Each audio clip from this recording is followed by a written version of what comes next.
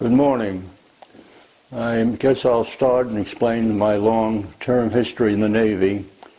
I graduated from the University of North Carolina in Chapel Hill in 1940 as a pre-med, and the world was just blowing up in Europe, and I figured it wasn't time to go to medical school. So I went into the Navy, and I was sent to midshipman school at Northwestern University, and became an ensign, called 90-Day Wonders. And then I was sent down to Coronado, the amphibious training base, and I was there for a good 6 months, 7 months, and we trained at the amphibious training base, and we all also trained at Camp Pendleton and Camp Elliott with Marines, because most of our tour in the Navy will be involved with Marines. And I was in the Navy, retired in 1946, and decided it's time to go back to medical school.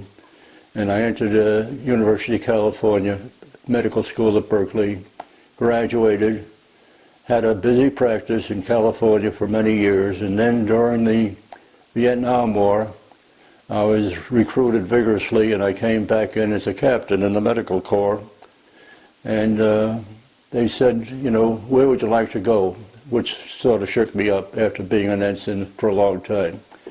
And they sent me to Bremerton. I was there for a while, Bremerton Naval Hospital, and then I was sent to Sandpoint. And there I stayed for 10 years. Anyhow, I was a director of clinical services at the Naval Clinic there, and made a lot of great friends who I still have. I retired in '84, which is a little unusual when I went in the Navy in the early 40s. And we had such a good time that though there was a mandatory 62-year-old retirement, they decided we'd stay together until I was 65, at which time I finally left the Navy.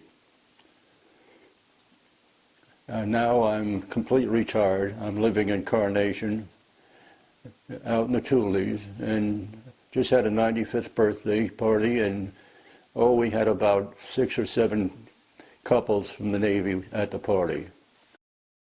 Well, it was just being there every day. It was the Corps people were very well trained, and I found medicine in the Navy was an ideal way to practice medicine. Everything was covered. You didn't have to worry about patients giving them an expensive prescription. It was filled downstairs in the pharmacy. You can get consultations free. They can go to all kinds of x-ray studies free.